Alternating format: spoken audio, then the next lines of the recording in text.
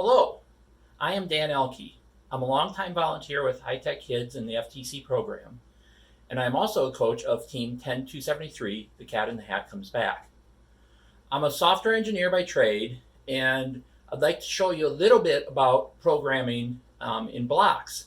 Now, as a software engineer, I would normally prefer something like Java, but I've learned that working with rookie teams especially, blocks is a great way to get them going, minimal amount of effort, and there's a lot of advantages to using it. So let's take a look at what it takes to do your first program for an FTC robot.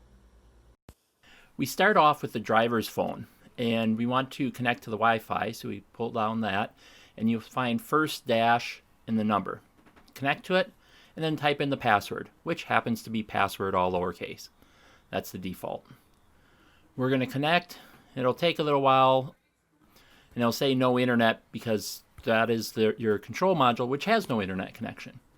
Now we get into here, and we can go to settings. We want to make sure that we're in the control hub method of pairing. Back out of that, and now we're going to go into the menu again, the dot dot dot menu, and do configure robot. We're going to do a new configuration, even though there are a couple already on here. We do that, we do a scan, it finds the expansion hub, we click on that. We're going to go into motors, and we know that port 0 is one of our motors. So we're going to change that to the rev core hex and type in a right dash motor. Now, making sure that you know exactly how you type it here, because that will be important when we get into the code. And then also motor 1 is the second motor, and that will be our left motor. That is also a rev core hex motor. Oh, fix the typos. Once we're done with this, we can say we're done with this screen, and then we go into our digital inputs. And that is, then we have a push button on port 1, and that is a touch sensor, and we just call that touch in this case. Back out by hitting done, hit done again, and now you hit save, and we have to give it a name. So we're going to call this demo-class to keep it separate from the other ones that we have. Now we hit activate for that demo class, and then you have to back out using the back button at the bottom of the screen. Now the robot is resetting at this point for the new configuration, and once it's done, you can see there's our demo class thing showing which configuration we're running. You want to make sure you're running the right one. We want to connect to the Wi-Fi from our laptop.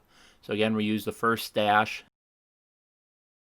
Again, the password is password, all lowercase. And then once we're connected, we will no longer have internet connection on here, but we can use the web browser and connect to our system. So it's 192.168.43.1:8080. We connect to that, and then we can see what our network is. There's some password information there. And we're going to go into, and we're going to create blocks, and we're going to create a new op mode. We're going to call this our first teleop. And we're not going to create from a sample template, although there are some there that are good. So it gives us a basic block that then we fill in the details of what we want. At the beginning is the initialization. And the first thing we want to do for our motors is to give them a direction. And so we go into the actuators where we have DC motors, and we say, hey, take our motor, let's set our direction to, and in this case it defaults to reverse. And we need to do this for both motors, so we go and grab the block again and change one from right to left. So that now we're setting them both in the one direction. We'll possibly, when we go to test this, have to go and change the direction of one of those motors. Next, we want to go down into our while loop, and we're going to set the motor power so that we know the motors can actually move.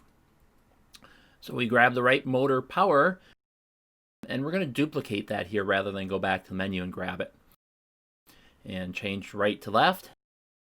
And now we want to set it to something. What we want to use is the controller or the gamepad to do that.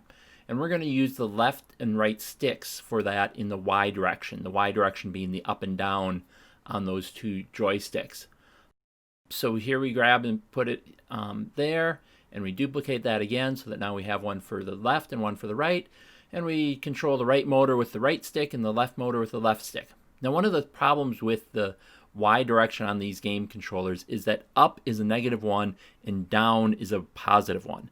We always want to go positive to go forward, so we need to negate that. So we go into the math functions, grab a negation, we put that in there to negate our Y direction, and so now as you push forward, the motor power will be set to +1. As we pull it back down, it'll go to -1. This is really all that's needed to make it drive. However, we want to put in some telemetry. Now we're going to add a telemetry block that adds data to the telemetry. That telemetry data is sent out there, and there's a key, and that's just a phrase or a word that's put in front of the value. So we're going to make a key for our left motor here, and then we will put in the power value that left motor is set to. We change the key, we go back to DC motor to get the power value, and then we plop that in there. Where's the motor power? We set it, and there's where we can get the power. Change the right to the left, so we're putting the right value. Now we can duplicate that whole block, pull that in there, and now we just got to go and change all the lefts to right to make that work, and then we'll be able to see both the left and the right motor power on the driver's station when we're actually driving the robot. Here we can see that after the initialization, we have this wait for start that is called. After you hit initialization, it waits for you to push the big play button or start button. And then we have this while loop, that green part there that says repeat while it's active. So that means it keeps repeating this bit of code over and over and over again until the user hits stop on the driver station. And we save our op mode there, and after it's done saving, which takes only half a second or so, then we are ready to go and drive our robot. And now here on the driver's phone, we can select our op mode.